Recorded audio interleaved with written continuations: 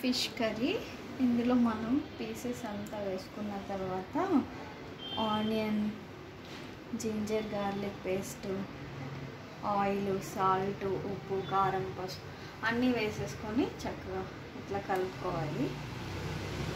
మొత్తం ఇలా కలుపుకున్న తర్వాత ఇప్పుడు టామరిన్ రసం పోసుకోవాలి. చింతపండు పులుసు కావాల్సినంత పోసుకోవాలి. ఇది పెద్ద ఫిష్ 1 kg ఉంటుంది. 2 kgs ఫిష్, అందుకే నేను కావాల్సినంత పులుసు పోసుకుంటాను. ఇప్పుడు ఇందులో బాగా కలిసేలా పెట్టుకోవాలి.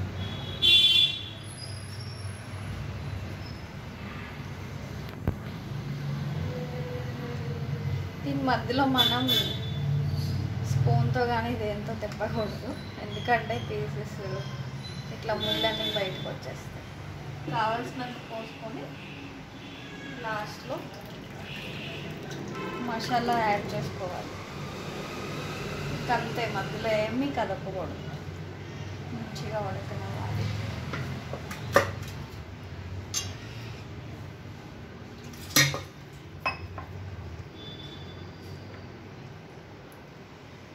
దించే ముందు కొంచెం కొత్తిమీర వేసుకుంటే,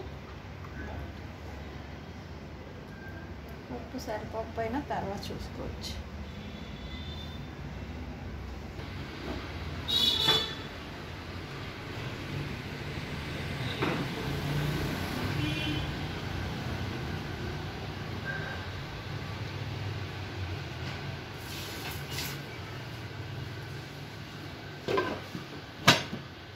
Okay.